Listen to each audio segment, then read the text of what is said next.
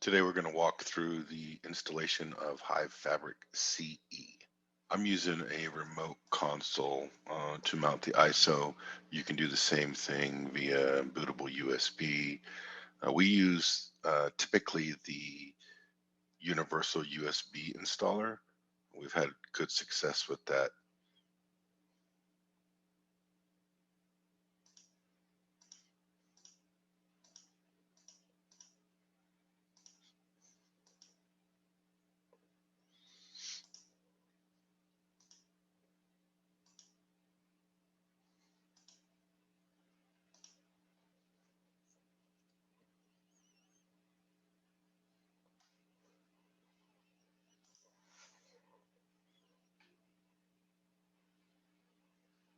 If you're not present on the console, this will time out at 30 seconds and continue anyway.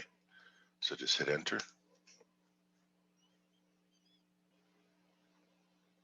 From this menu item, we're going to select which disk we'd like the operating system installed on. If you have multiple disks of the same size, you can leave them both enabled and the installer will prompt you for what RAID configuration you want on those multiple disks. Here, we're just going to install on the smaller of the two disks.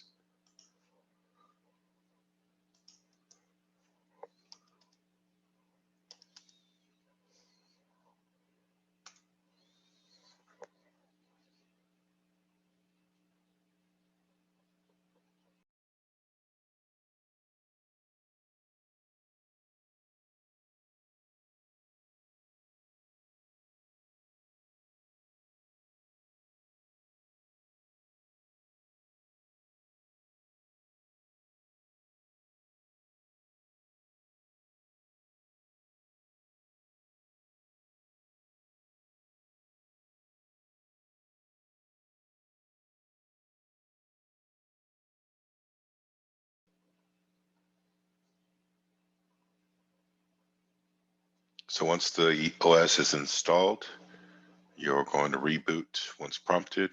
Remember to remove your ISO mount if you're using a remote console or your USB if you're booting from USB.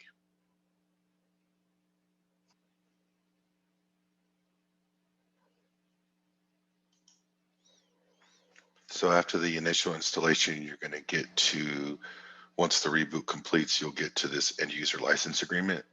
This is the beginning of what we refer to as the first boot wizard. So it's just a series of about 4 steps to set up the Hive Fabric for the initial use.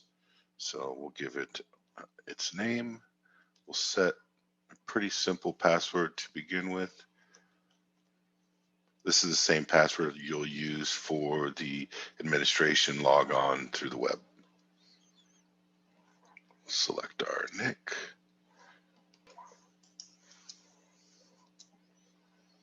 We're going to disable the DHCP and enable the VLAN. So I use a VLAN here locally. So we'll give it its IP address, subnet mask, gateway, VLAN, DNS server. The DNS search path is the domain name. This becomes important when you're using a .local domain name, so just enter it here. Here we're using hiveio.lan.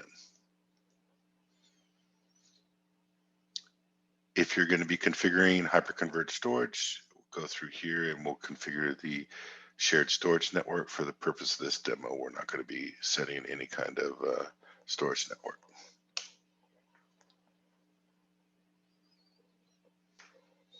So once those changes have been saved, you'll get returned to this admin login. From this point forward, you should be able to access everything from the web. So we'll just put this in here. Port 8443 is the administration port for the Hive Fabric installation. If you don't identify a port, it will default to the broker, which is not configured at this time. Once you're to this point, you'll need your license key from your Hive account team. They will need this cluster ID to provide you that license. Or if you're a CE installation, email ce_registration@hiveio.com and provide this cluster ID, and you'll get the license key returned. Once you get your license, paste it into the field here and upload license. Now we can log in and begin to set up the host for initial use.